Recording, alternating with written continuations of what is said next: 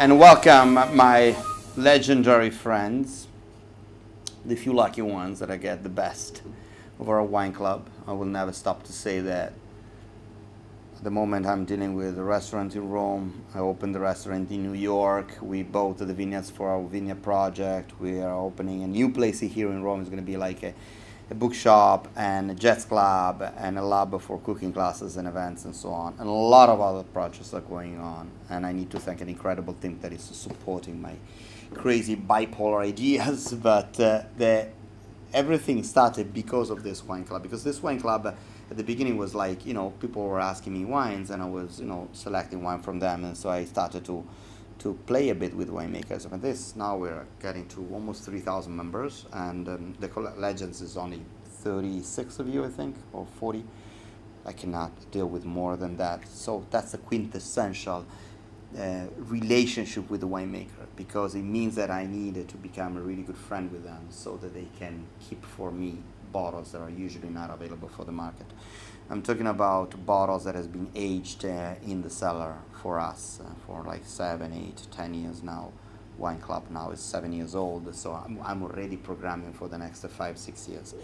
But let me tell you that this year we're going to have an incredible new thing, a new tool, and is this black fancy Roscioli card. And only you will have it as a Legend club members. A lot of opportunities whenever you're going to show us this card in Rome, in New York, Roscioli, Salumeria, Rimessa, the new Rimessa Lab, and in New York. You will see how many privileges we have. But I don't want to discuss about this because there is another video and another newsletter about it. You're going to receive it by email, so be careful. When you receive this card, don't throw it away. Let's start with this spring summer selection of the club, and we start with a couple of champagne. This champagne has been selected by myself and also with the help of Dario Cappelloni. Dario Cappelloni has been working on the wine business as a wine journalist for more than 45 years. So he's been one of my mentors with Maurizio Paparello. My first trip in Champagne I did it with Dario was like 20 years ago, 16 years ago more or less. And I discovered an entire world that was actually growing at that moment, because when we talk about récoltats manipulants, so small growers, I'm not talking about Veuve Clicquot, Dom Perignon, or in these big wineries like Pommery and so on, Charles Heidsieck.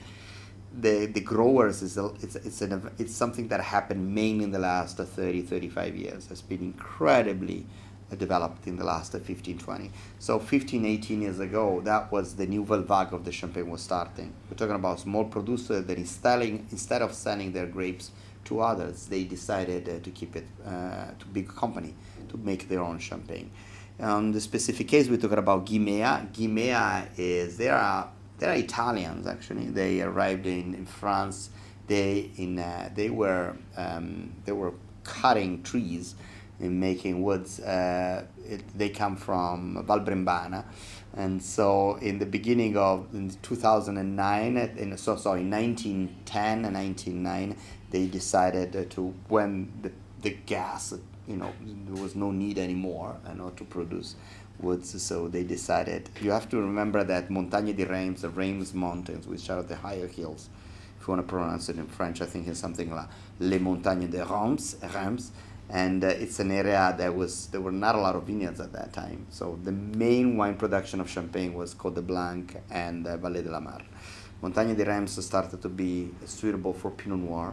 And also we slightly need to thank or blame, it depends how you see it, global warming, because we needed to have a higher sea level areas. So that's why, especially in the last years, in Montagne di Reims, in Reims Mountains, you have wines that are more crispy than before. It's mainly Pinot Noir. In this specific case, we talk about a blend of Chardonnay and Pinot Noir, which is kind of used to be kind of unusual like 20-25 years ago. Now it's actually more common.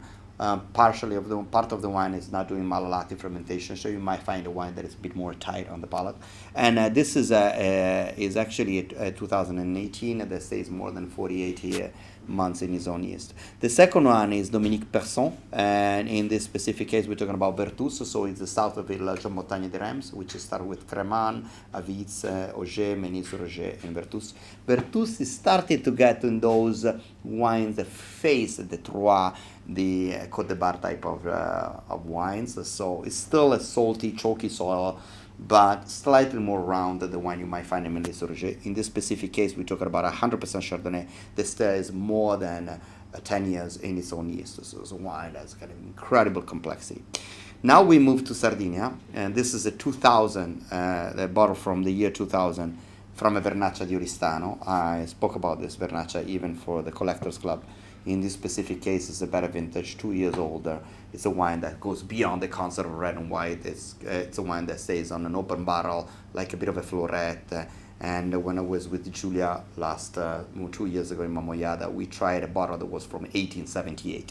So you can imagine a wine that is 150 years old. So if you want to keep it there in the cellar and you want to drink it when the wine is ready, I'm afraid you will not be alive for that wine. So you might write, this wine is for my grandchildren.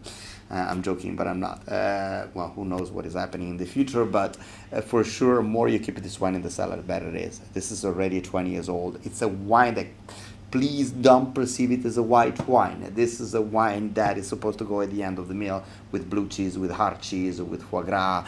You have to treat it something in between a Madeira and a Chateau d'Yquem. It's a wine that doesn't have any parameter. I personally love it. It's a bit risky to put it in a wine club without explaining it properly, so I hope you're listening to my suggestions. Otherwise, you will be like, well, what is this type of wine? This is not a Chardonnay, this is not a Pinot Noir, or whatever. The second one is a Grenazza from Viche Viche. This is only 800 bottles produced on a grape variety that is really unique. It's a Grenazza. It's nothing to do with Grenache, okay? They call it Grenazza, but it's technically a grape variety that was rediscovered only recently by Sedilesu. Sedilesu used to make a wine, still making a wine that's called the Perda Pinta. It's a wine that doesn't exist. It's a wine that from a grape variety that took almost 10 years to be officially allowed by the government to be called the Grenazza. And we're buying almost the entire production in Mamoiada, center of Sardinia, placed in the middle of nowhere. There are more winemakers than cats and rats there. Like, it's 2,000 inhabitants, 600 winemakers. And a really, really few bottles. It's unique type of wine that's got honey and a crispy flavor. I call it the Albine Red because it's a white wine with the consistency and the complexity of a red wine, with an incredible flavors of beautiful Mediterranean herbs. Then we have Pietro Moschetti, Due Vite, 2018. This is a project of a production of only 2,000 bottles of Aglianico. It's an Aglianico that has been aged for more than 7 years, and 6 years, 4 plus 2 years, so 6 years. And the idea is also to go back to the concept of Aglianico, the Taurasi, they used to be made like 20, 30, 40 years ago. So it's an Aglianico that doesn't have an over-extraction of fruit, really tight. This is a 90% Aglianico and 20% Piedirosso. The Aglianico comes from Taurasi, while the Piedirosso comes from Lettere. There are 2 little villages in the area of Irpinia. Irpinia is an incredible area, sub-region of Campania. You can see our documentaries of Irpinia. I think they're really nice because it shows you how the sense of community there is so strong and everyone is helping each other. There are only few winemakers that still care about quality, and we're actually promoting them a lot.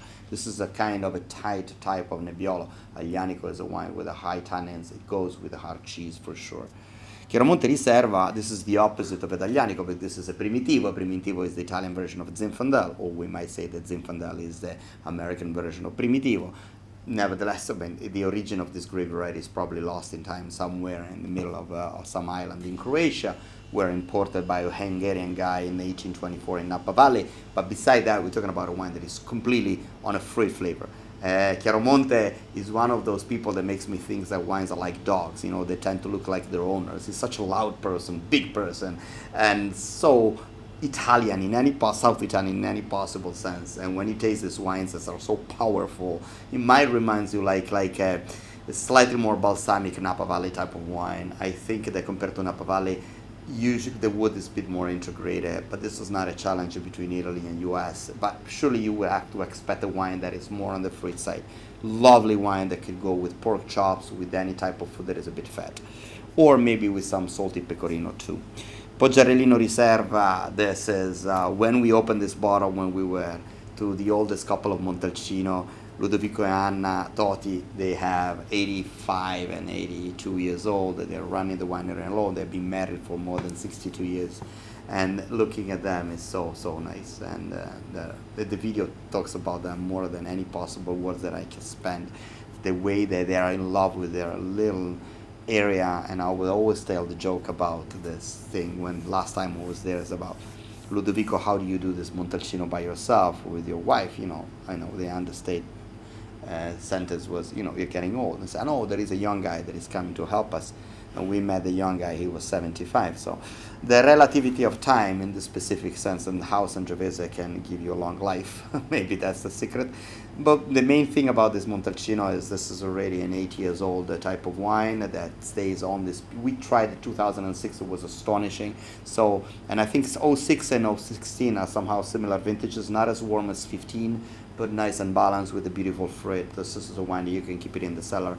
You can immediately understand from the color that is not a modern style Montalcino, it's a traditional style Montalcino. The power here is not in the thickness, but in the elegance, in the persistence of your palate. Game, that's a perfect pairing, or maybe some medium soft pecorino. We go with the Villero 2016. Sobrero is one of the winemaker that started with us.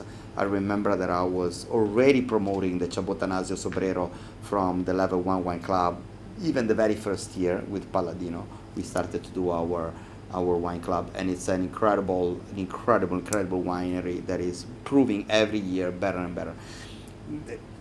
The thing is, when you taste the older bottle of Sobrero and the younger one, this is one of the few cases that the younger are the better than the older. It means that maybe his father was making a Barolo that was a bit more rough and not elegant. And also the tricky thing that was using maybe old bottles. He was able to change the bottle, to clean them properly, and now you have ones that are more balanced. And you know, they got rid of that slightly hint of wet rag sometimes old Barolo had. And somehow he's a beautiful synthesis between the dichotomy of traditional and modern. He stays exactly in between. Modern in the sense that he's been wise enough to make some adjustments in the cellar without transforming the wine and making it like a fake Napa type of wine. And Villero is a new wine that he started to make in 16. It's only 900 bottles, so it's wine that doesn't exist. Again, a great vintage there, as I was telling before when I was talking about the Tuscan 2016. It's a wine that is tight with a bit of a fruit, comparing to Pernanno that is a bit more harsh. Abemus is part of a project that was started from Marco Casolanetti. Marco Casolanetti is a winemaker in Piceno, in Marche, and he's an incredible person that helped a lot of winemakers around his area. I'm talking about Walter Mattoni, for example, Stefano Massetti, Clara Marcelli, but he also helped other ones like Cantina di Nionelli. If you've been part of our wine club for a while, you probably had the wines from Sartina and Cantina di Nionelli. And this is from Vetralla, so we are north of Rome, exactly in between the border between Tuscany and Rome. And Lazio, and it's an area that is incredible because these vineyards are surrounded by a national park. Sometimes we talk about organic wines and biodynamic wines, but we always forget then when we talk about organic wines, we don't talk about where these wines come from. For example, you might have an incredible organic vineyard, but then your neighbor is making a wine from a completely sterilized and chemical, and so those chemicals that come from the vineyards goes in your vineyard. So, you know, it's air, it's pollution, and it's like, you know, if you make a beautiful organic wine in the middle of Hong Kong, probably you're not going to have an organic wine even if you're following all the rules of organic wines. So what is happening right here is it's a beautiful vineyard that is surrounded by a beautiful forest and such an incredible area that I was not at all aware because nobody goes there usually. We always go to Tuscany maybe, we keep in Rome. So that's what I love about my job, that I discover places that are not known even to Italians and to locals. And this is a wine that is strongly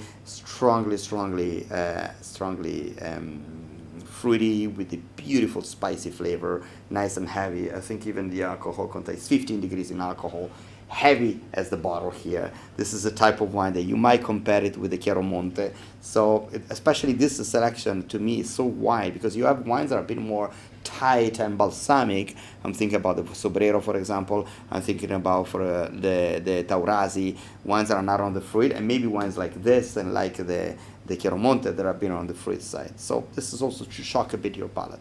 After that, on the side, we have the Brigaldara. Brigaldara is one of the few Amarone that are not concentrated in the fruit, and we were lucky enough to have some special selection of 2011. So this wine is not on the market. Again, I repeat it over and over. It's been aged in the cellar. So we guarantee that this wine has not been aged on the shelf of a wine shop.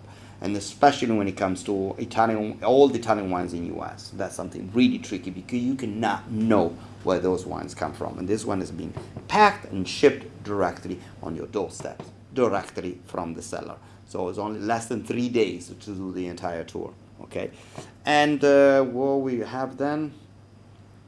Brunello di Montalcino. That's the Riserva from Le Ripi, Lupi e Sirene. And Le Ripi is a Brunello that will be really nice because you have the Poggiarellino and Le Ripi. And if you see our documentary, we did like this two little short documentaries on comparing Poggiarellino and Le Ripi together. So you might actually taste the two souls of this winery. One is the strong tradition. The other one is a modern Brunello that is getting back to the concept of tradition, mainly thanks to the guy called Sebastian, and he's part also of our wine project. We have his wine by the glass also in New York, and he was actually able to convince this rich man called Francesco Illi. He is a member of a family that was rich family that produced a coffee called Illy Cafe. And so he had some spare money. He decided to invest it in Tuscany. And I think at the beginning he went to the shortcut road, the idea of producing the usual Tuscan wine with a lot of oak, like the usual modern Tuscan wine. So I think Sebastian helped Francesco to go back to a more traditional style. Wines are more elegant and more tight and less easy drinking, but surely more complex and better to age it in time. Magna Costa, Tenuta di Trinoro, 2021. That's another type of wine that this is actually a super Tuscan with a strong Mediterranean touch. Trinoro he passed away. He was an incredible person, a good friend of Gaetano. I met him also only a couple of times. He did probably the last tasting of his life here at Trimessa, so it was actually moving to deal with a person that dedicated so much time and passion to wine, especially in Etna. We wouldn't have Etna wines without Franchetti and Marc de Grazia and Cornelis, and these are the three big names that created the mythology of Etna wines. But he's from Tuscany, coming from a noble family, and he decided to do a different little twist of the concept of Super Tuscan. So this is a Bordeaux blend, but doesn't have that kind of over oaky type of flavor of the usual Bordeaux blend. And for our friends that are part of the only reds, because they didn't want the champagne and the white wines, there are 4 different wines that are not there. One is the Barbabecchi. Barbabecchi is a special selection. It is the best Etna wines I ever tried. I was talking about Etna before. Barbabecchi is coming from SRC. Rory is a beautiful winery that to me is making the most balanced Etna at the moment. But this is an egg-shaped concrete Vask, and there is only 500 bottles produced. We bought 220 of that, so that wine technically doesn't exist. You better like it because it's beautiful, it's smoky with a nice tight finish coming from a freestanding bush vineyard. I think it's almost 100 years old, the vineyard. They produce less than 300 grams per plant, so if you don't like this wine, you have a serious problem. And the second one is a beautiful Palladino San Bernardo. I don't think I need to present Palladino again. I've been speaking about Palladino for ages. It's been part of our wine club for more than 7 years, from the very beginning. And this is a 2012, so I had to kidnap the winemaker in order to have these wines because it doesn't exist. It's only their special private selection of wine. He sent out 60 bottles. I kept 12 for me and 48 only for the wine club. We're talking about the super tight type of wine, 12 years old. This is a wine that stays on the edge of Cascina Francia or stays on the flavor of Roberto Conterno, which is probably the most important, probably the best. Some of the best wines I've ever tried in my life was a Monfortino 85. San Bernardo is not so far from Cascina Francia, the same type of soil, almost the same type of sun exposure on the top of the hill. Incredible, incredible tight wine. No fruit at all. This is all soil, blue marl, ideal with a beautiful Castelmagno of an aged Parmigiano. And I think we're almost finished. Oh no, there is also the Paitin, sorry, Paitin, is that it, right? Okay, so we have a Baricchi and Paitin. Is that, I don't see Baricchi and Paitin. Sì, Baricchi, 15 anni, Barbaresco 2008, no? Oh, that's Barbaresco 15 anni. Oh, that was not the only red, or I did the only, I'm getting confused. But by the way, but there is a Baricchi. If I am missing some of the bottles, you have this card, you have a direct line. So even if I did a little mistake in presenting all the wines and I forgot to describe a bottle, you want to have something, any other information about the wine, just write a message to Silvia and I will answer as soon as I can. And this is a message for Alessandro and I will take care of you. Give me like 48 hours for answering them because my life is getting more and more complex. But I want to just find that we have 2008 Special Reserve Barbaresco. This is a Barbaresco that has been aged for 15 years in the cellar by our friend Natale Simonetta. If you were lucky enough to be to our Taste Legend, he was there in New York, and you probably didn't understand anything about his tasting because he doesn't speak a single word of English. I was translating a bit.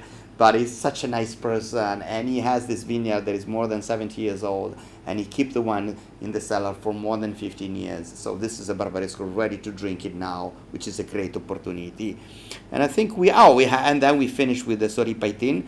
Luca Pasquero, another incredible friend. He's not just a great winemaker. He's not just the owner of one of the oldest winery of Barbaresco, almost 400 years old. He's an incredible family that has been working together, still work together, almost without arguing. The uncle, the father, and the mother, the grandmother. And there was also the grandfather that passed away at 94 years old, an incredible person a couple of years ago. And he had the entire story of Barbaresco. And again, this is a special reserve of my favorite Barbaresco, one of my favorite Barbaresco. We're not so far from the Baricchi area. And this is not so far between Treviso and Barbaresco. And this is 14 years old, coming from his special cellar. Comparing to the one from Baricchi, this is slightly more fruity, nicely balanced, a great vintage, warm but not too hot, and wine ready to drink it now. This is a contemplative wine, have it with just a bit of a hard cheese, and you're going to be in heaven. And keep in touch. Remember, you're going to receive this black card, so don't lose it. And if you lose it, send us a message. We're going to send you a video with a full description how this black card, all the privilege we're going to have. And see you in Rome, see you in New York, see you in the vineyards or wherever you are. We are here. Ciao. Thank you very much.